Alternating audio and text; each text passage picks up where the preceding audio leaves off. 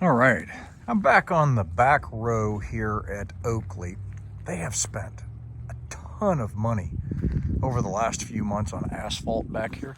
This whole lot out through here was gravel like this, and they have blacktopped that with 6 to 8 inches of asphalt all the way down towards the main buildings. It's awesome, not as dusty and dirty, and I know that's quite a big expenditure, but I'm going to show you guys this. There's half round right there, and we have some new pneumatics back here.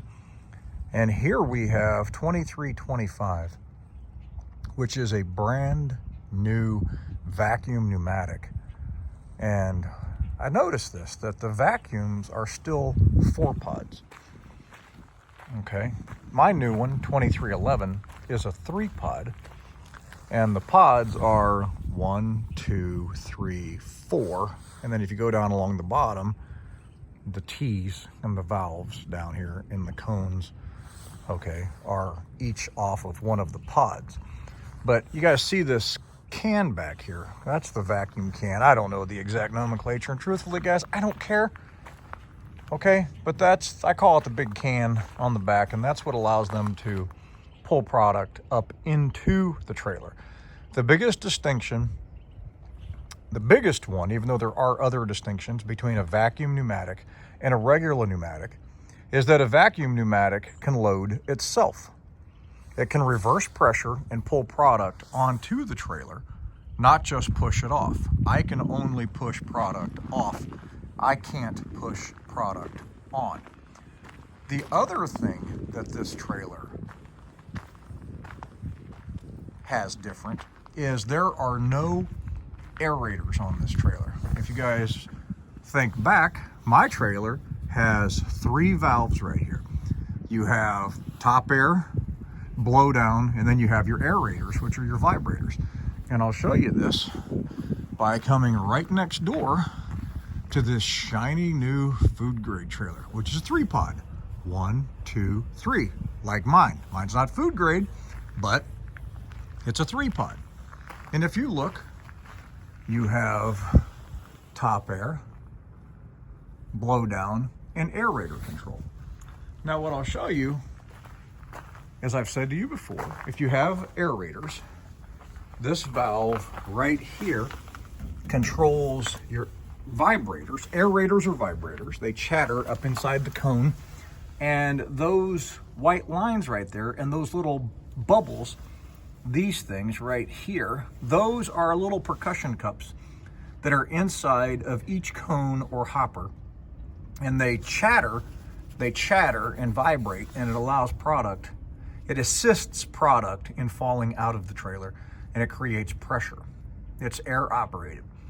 So each one of these hoppers has 3 of these aerators. Okay, little percussion cups. And again, they're operated by these valves, which are on the side. Okay, that's an aerator. When you are working with a vacuum pneumatic, I'll come back over here, you don't have that. The reason for that, these aerators generate heat. Okay. And if you look under here, you'll notice that that is just a smooth cone. Same thing back here with number 2. It's just a smooth cone. You'll notice that along the side that there's no other valve.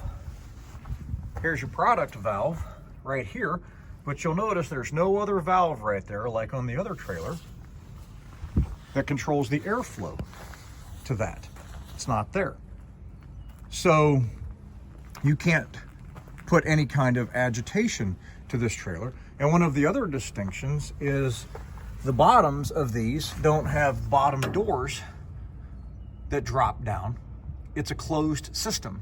So whenever they do a bottom drop, they have to basically drop those pipes from front to back between the cones and let product trickle out of that opening there in that clamp. And truthfully, it's a pain in the butt.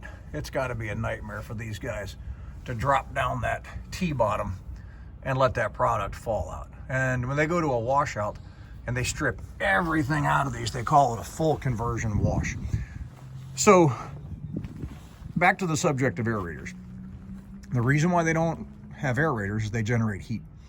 Vacuum pneumatics generally run a lot of plastics. And what's the enemy of plastic? Heat.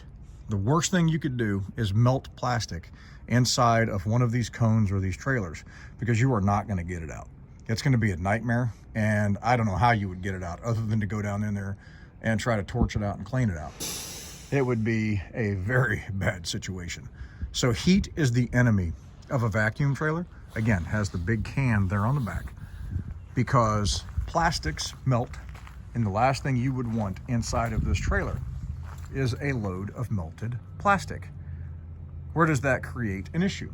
If these guys are running a dirt load or something, I kind of walk around the back here without trying not to get in all the mud. If they're running a regular dirt load like I would haul, they don't have that vibration capability to help get the product out. And it can make for a very, very tedious process for these guys. Here it is in the back. So they have their very large stinger tubes right here. That's those. Here's their vacuum line, and there's their bottom line coming down. But super nice trailers, I tell you. I have no desire to go into vacuum pneumatics. I prefer just doing my regular dirt tank pneumatic. But as you can see on the back of this food grade trailer, which is just like mine, the stingers are a lot smaller, and it doesn't have the big can on the back. Come right over to this one, and you can see that the stingers are a much bigger diameter, because you're loading product with that. And they have the vacuum can here on the back to reverse pressure and load. So distinctions between a regular pneumatic dirt tank, which is what we call it, and a vacuum trailer. Hope you guys have enjoyed this beautiful, beautiful day here at Bruce Oakley on the yard. Been hanging out all weekend. Just enjoying a little break here. So, shiny new trailers here on the yard. And they had, over on the other side over there, they had a new hopper down there. And over on the main yard, which is way out over the other side, they have some new end dumps. Spin the phone around here. They have some new end dumps over there and some new hoppers down on the main line over on the truck line. So they're still getting new trailers in. They're definitely working their way in and being put into service. So good stuff. Hope you guys enjoyed the quick tour of the pneumatics, vacuum, and regular, and the distinction between them. Gee whiz info. Peace out, everybody. Catch you later. Bye-bye.